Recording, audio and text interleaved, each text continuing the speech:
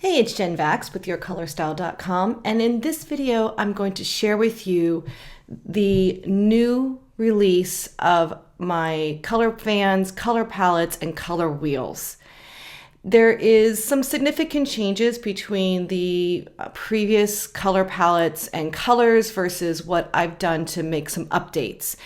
But in order for me to be able to explain what the difference is so that you can feel good about your current color fan that you may already have and also get excited about the new changes, is for me to kind of break this down a little bit and walk you through my process of how I came up with these changes, why I made these changes, and what to expect with the new color fans and the new color palettes. Now, I will say this, that if you already have a color fan, I want to make sure that you believe and know that there's absolutely nothing wrong with the colors in your current color fan and color palette. Every once in a while, I need to come back and make some updates. There's reasons for those updates, but it doesn't mean that I'm fixing something and that something is so wrong that I need to change all the colors in your color palette. So I wanted to make sure that you feel okay, that you don't need to go run out and buy a new color fan unless you want to. And that's awesome. And thank you for your support. But if you're fairly new, this is going to be a lot of fun to see how I come up with these color palettes, my process around the color theory behind this, because your color style is based on color theory. And so it is all about the color wheel, how the colors are created, and how that aligns with your coloring and tone to create that harmony that is what makes you shine. When you wear the perfect color for you, you shine. And there are reasons why. It's because it's in perfect alignment with you.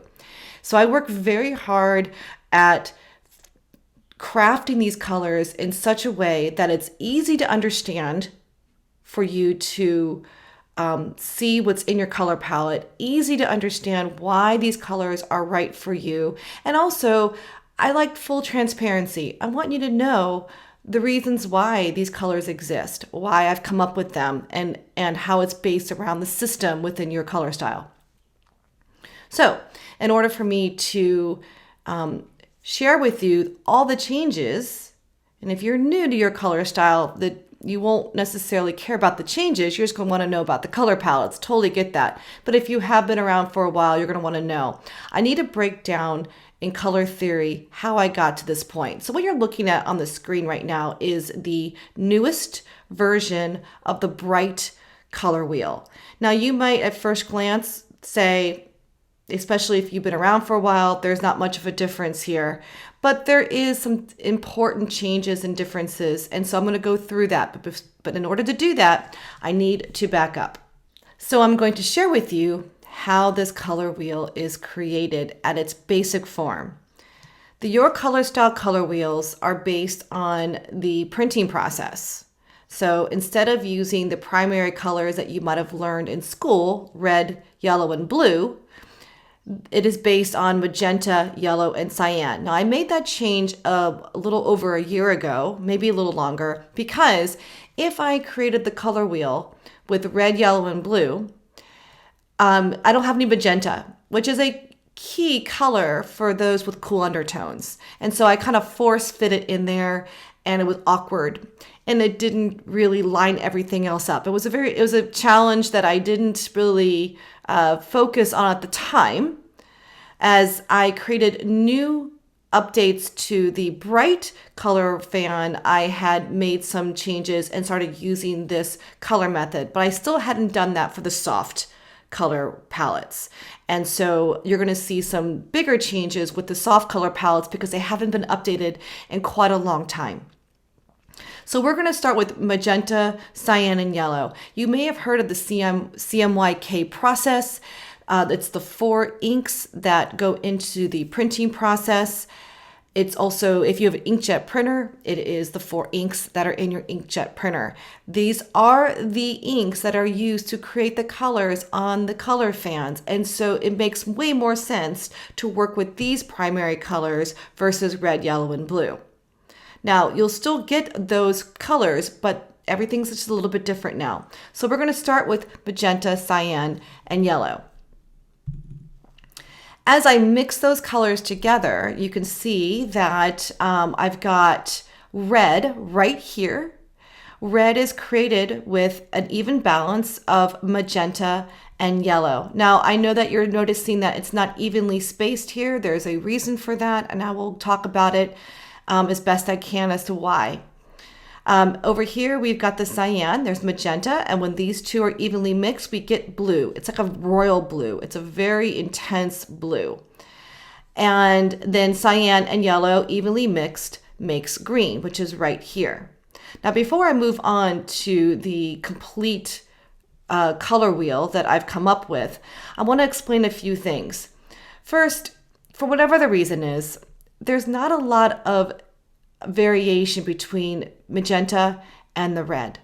So there's less of a variation than there is between red and yellow, which is why you see more steps here in the colors.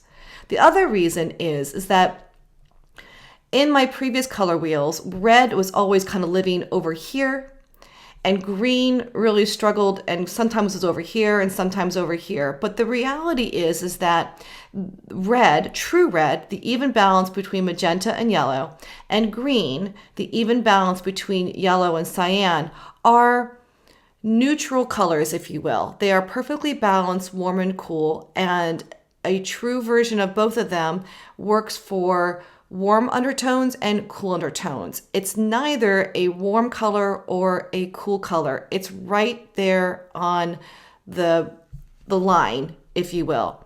Now, the thing is that in creating the color wheel visually, it's not impossible, but it's very challenging to get this green perfectly on the line and this red perfectly on the line and have the colors in between all of those make sense. So what I've done is I've put the red right up against the line and green is right up against the line. Now notice it's still on the warm side of the color wheel, but they are basically both warm and cool. To the edge of it on the other side is a pink. Now this pink still has yellow in it, and therefore is still a color that will be harmonious with someone with warm undertones. So these two bridge the gap between warm and cool and can be worn by both warm and cool individuals. And then down here we have green, and then we have a green blue, if you will, a turquoise is a general statement. And this color, because it is also created with yellow in it, is harmonious with warm undertones, and it has cyan and is harmonious with cool undertones. And so in the same vein, these colors bridge this line here because they are both in harmony and in alignment with someone with cool or warm undertones. All right, so that's why it's arranged the way it is. Okay, now after that, I fussed with it and I made it the way that I need it for my color wheel and my color fans. And so this is the complete, and these are pure, clear chroma colors on this wheel. Okay, we're not looking at any other variation of these hues. These are 20 colors that are evenly spaced around the wheel. Notice that true red and true green are right there on the edge. And then there's this pink here, which is a great color for both warm and cool undertones. And the green blue is down here.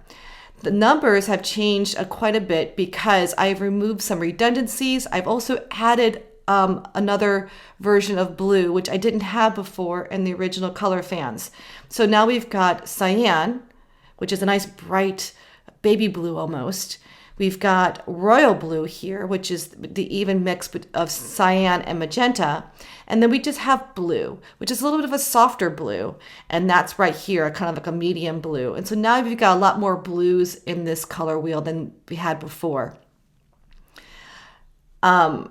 And then over here, we've got our true yellow. We've got a nice, beautiful step of the warm colors going up here. And then we've got a nice even distribution of going from yellow to green down here. And so this is the final version of the color wheel at its basic form, counting from 1 to 20, where before there was a 0, there was an additional pink I think we had 24 or 22 numbers, I forget now, but there was some redundancy. Some of the colors, once they printed, looked the same to the eye, and it wasn't worth having that many colors in certain color palettes when it just didn't make any sense.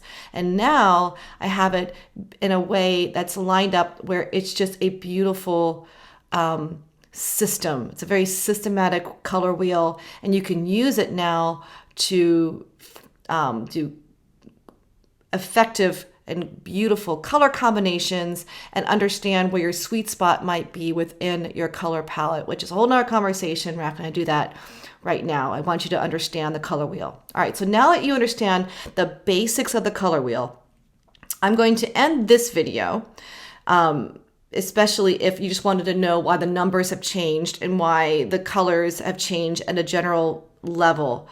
And I don't want this video to go on forever. So the next set of videos will dive a little bit deeper and how to look at these color wheels, as well as how these are broken out into the different color palettes. So I will see you in the next video, and thanks for watching. I'm Jen Vax.